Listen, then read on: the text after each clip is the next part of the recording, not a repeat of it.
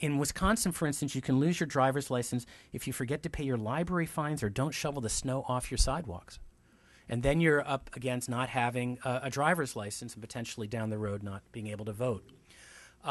In terms, a vast majority of suspended licenses in Wisconsin, a study found out, are for failure to pay fines to the state for various things like I just mentioned.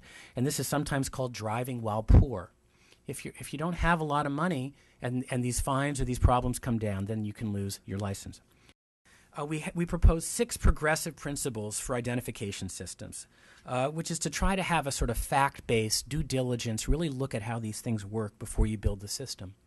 That might mean before you build the system, you really do the due diligence. It might mean as you're implementing, doing it. But the first goal and the absolute first principle is you actually have to achieve security or your other goal. If you look at the system and it doesn't even get you safety, then why are you spending all this money for safety purposes? If you look at this issue for immigration and it's not changing the immigration world, why do it? If it doesn't achieve those goals, don't go and spend all the money and create all the other problems. Second one is accuracy. System will only work in the long run if it has a high level of accuracy. A watch list, for instance, has false positives. Those are people who shouldn't be on it, the Cat Stevens of the world.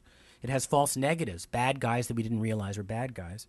And the system over time has to stay accurate, or else we're creating huge hassles for people's life, maybe with very little payoff or none. A third principle is the idea of inclusion, a society where people are included.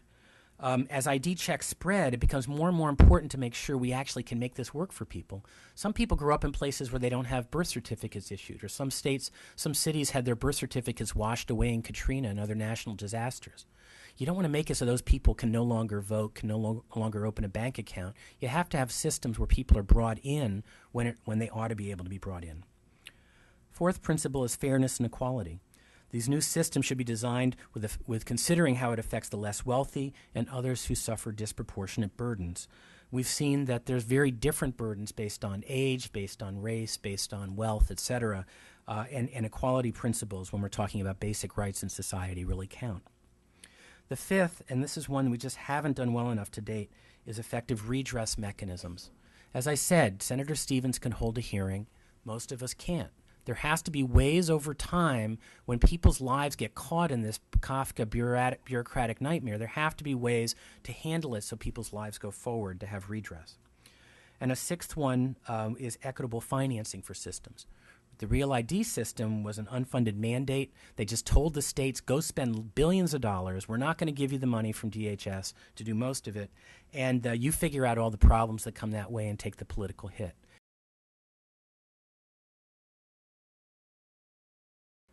It is actually perplexing in our society that a license to drive has turned into a credential to drink alcohol. But in fact, it has. It's not an official use, but it is a common use. And there are many common but unofficial uses of ID cards. So what starts out as a very simple system, right, linking a card with a person, becomes a very complex security system. And when you evaluate the security of this system, you have to look at that whole picture. You can't just look at the card. You can't just say, we're going to make the card harder to forge. Right? That doesn't affect the database. That doesn't affect the verifiers. That doesn't affect issuance. That doesn't affect the digital divide. Right? That has nothing to do with the real problems of identity as a credential.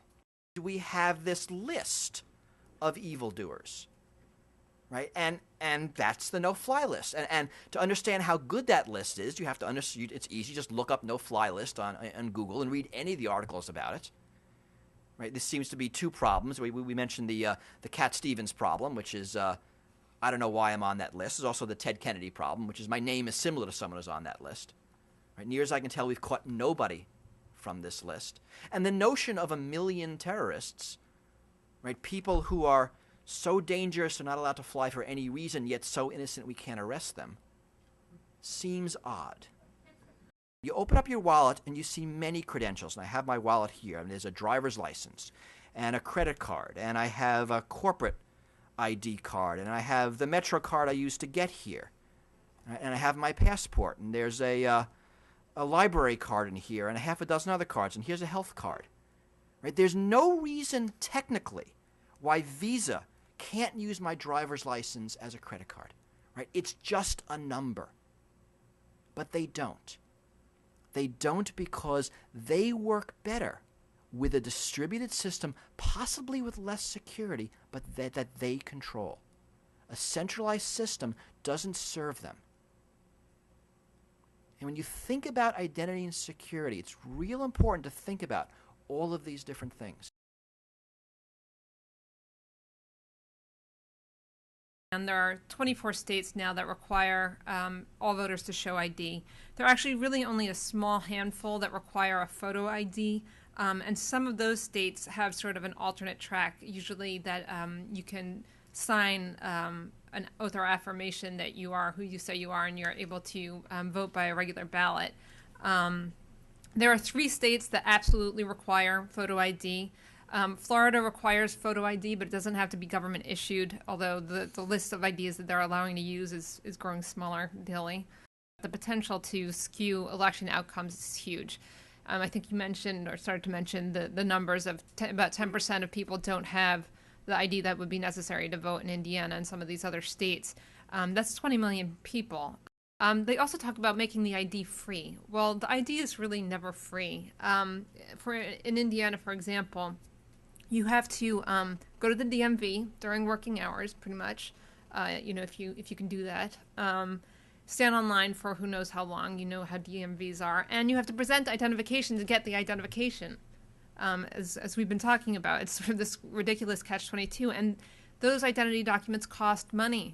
It's also really telling that we know from the U.S. Attorney's scandal that voter fraud was a very high priority for this Department of Justice over the past 6 or 7 years, and actually not one case of voter fraud that they pursued, not one, was of the type that would have been prevented by a voter ID.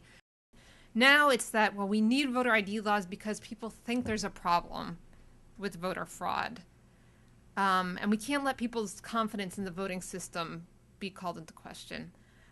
Well, first of all, it's not true that people feel that way and that affects them. We have studies out now that show that belief in whether there's voter fraud or not actually has zero impact on voting behavior.